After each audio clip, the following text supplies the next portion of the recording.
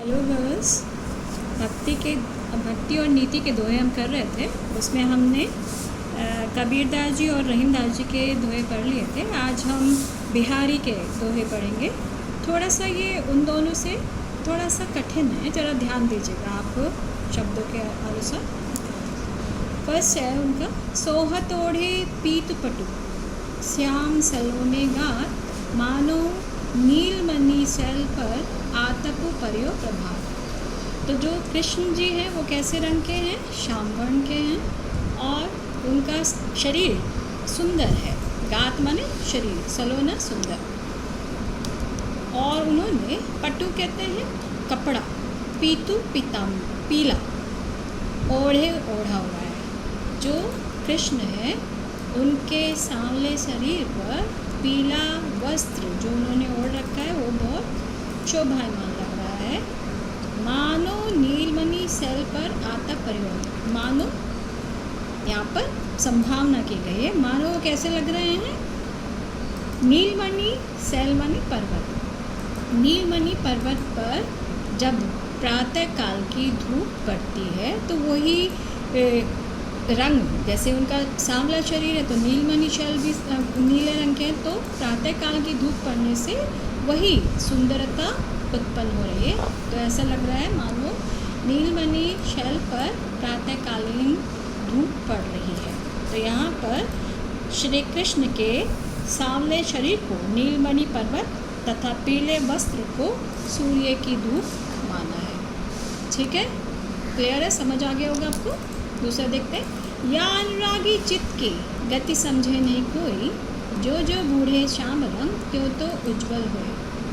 अनुरागी कहते हैं प्रेमी, चित्त मन मन। इस प्रेमी मन की गति यानी के विषय में कोई नहीं जानता है। यानी जो जिसको भगवान के प्रति श्रद्धा हो जाती है, भगवान के प्रेम के रंग में वो डूब जाता है, उसके ऐसे प्रेमी व्यक्ति के लिए कह रहे हैं कि जिसका अनुरागी प्रेमी मन जब कृष्ण के प्रति समर्पित हो जाता है, उसकी गति उसके विषय में कोई नहीं समझ सकता।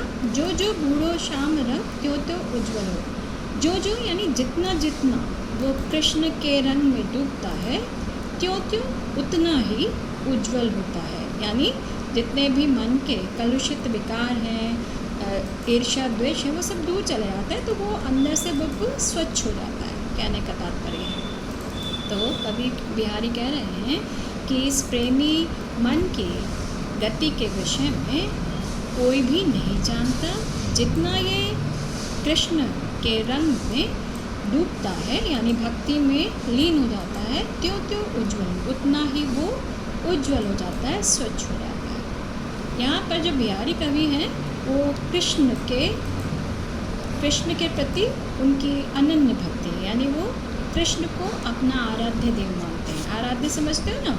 पूजा करने के लिए जो एक देव होते हैं, भगवान होते हैं, उनको वो समर्पित है।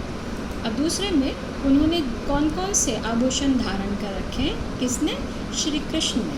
तो उनके जो शीस मुकुट कटिकाचनी कर मुरली और माल, यही बानक मन सदा बसो बिहारी लाल। बिहारी लाल जी कह रहे हैं, बिहारी लाल कवि कह रहे हैं कि जो कृष्ण का सौंदर्य, जिनके सिर पर क्या है?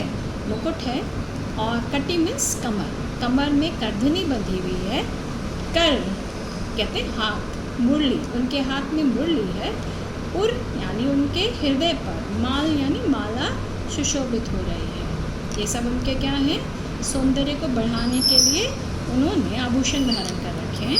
ये बानक यानी ये जो सौंदर्य है, मैं मन सदा, मोह मन सदा यानी मेरे मन में सदा बसा रहे। यानी कृष्ण का जो ये सौंदर्य है, जिनके सिर पर मुकुट है, कमर में करधनी बंधी हुई है, हाथों में मुरली है, और उनके फूल गले में भी आप कह सकते हो, हृदय पर भी कह सकते हो, माला सुशोभित हो रही है। जो ये कृष्ण का सौंदर्य है वो मेरे मन में सदा बसता रहे। कौन कह रहे हैं? बिहारी कवि। नर की अरु नर नीर की गति एक करी जोए, जेते नीचो हुए चले ते तो ऊंचो हो। यहाँ पर बिहारी कवि ने नर माने मनुष्य और नल माने जो हैंडपम्प है, उसकी गति एक समान मानी है। यानी कवि कह रहे हैं जो मनुष्य है और जो नल है जिससे हम पानी पीते हैं उसकी गति एक ही है, यानी दोनों की समानता एक जैसी है। आगे बता रहे हैं वो कैसे, जेते नीचे हुए चले तेते ऊंचे हुए, यानी जो मनुष्य, पहले मनुष्य के विषय में बता दें कि मनुष्य जितना विनम्र होकर चलता है उतना ही वो अपने जीवन में उन्नति करता है, यानी बिना किसी कारण किसी उलझता नहीं है, सबका सम्मान करता है, बड़ों का आदर करता है, यानी जितने भी उत्तम गुण हैं वो जब मनुष्य में होते हैं तो वह व्यक्ति क्या होता है, हमेशा उन्नति को प्राप्त करता है। ये आप लोग के लिए भी है स्टूडेंट। अब दूसरा है नल। नल यानी पानी। पृथ्वी में यानी ज़मीन में जितना गहरा नल का होगा उतना ही उसका जो जल है वो उतना मीठा होगा, ठीक है। यानी जितनी गहराई से नल पानी देता है उतना ही उसका जल स्वच्छ और मीठा पीने योग्य होता है। तो समझ गए आप लोग, मनुष्य और नल के जो पानी है उसकी गति के विषय में बताया गया है कि व्यक्ति जितना विनम्र होगा उतना अपने जीवन में उन्नति करेगा। जो नल है जितना गहराई तक उसको लगाया जाता है उसका जल उतना ही मीठा होता है। तो ये तो थे बिहारी के दोहे। उम्मीद है आपको समझ आ गया होगा। अब हम इनके प्रश्न कर लेते हैं और इसमें जो शब्दार्थ हैं ये मैंने आपको एक्सप्लेनेशन के साथ साथ बता दिए थे, फिर भी आप अपने शब्द ज्ञान में भी देख लीजिएगा एक बार। कबीर ने संसार की समानता किससे की है? कबीर ने संसार की समानता सेंबल के फूल से की है। कस्तूरी कहाँ पाई जाती है? कस्तूरी मृग या हिरण की नाभि में पाई जाती है। रहीम ने सच्चे मित्र की क्या पहचान बताई है? रहीमदास जी ने सच्चे मित्र की यह पहचान बताई है कि वो संकट में, मुश्किल में, विपत्ति में भी मित्र का साथ नहीं छोड़ता, वही सच्चा मित्र होता है।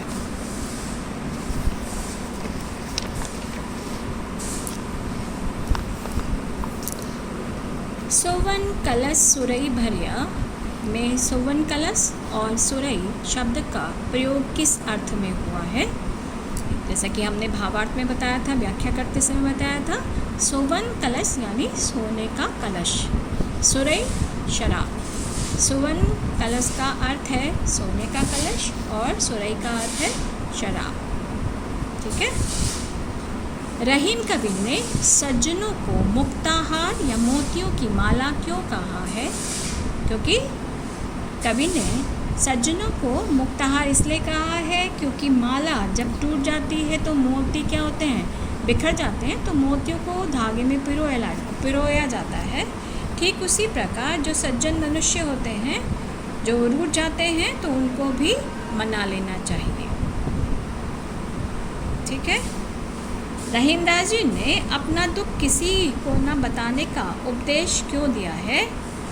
रहीमदास जी ने अपना दुख किसी को न बताने का उपदेश इसलिए दिया है कि सभी जब किसी के दुख को सुनते तो वो मजाक बनाते हैं, कोई भी हमदर्दी नहीं रखता, कोई भी किसी के दुख को बांटता नहीं है, यानी कोई भी किसी के दुख में उसकी सहायता नहीं करता है। तो इसलिए अपने मन में ही अपने दुख को रखने के लिए रहीमदास जी ने कहा है। उम्मीद है आपको ये सब समझ आ गया होगा। इसी के साथ हम विराम लेते हैं। धन्यवाद।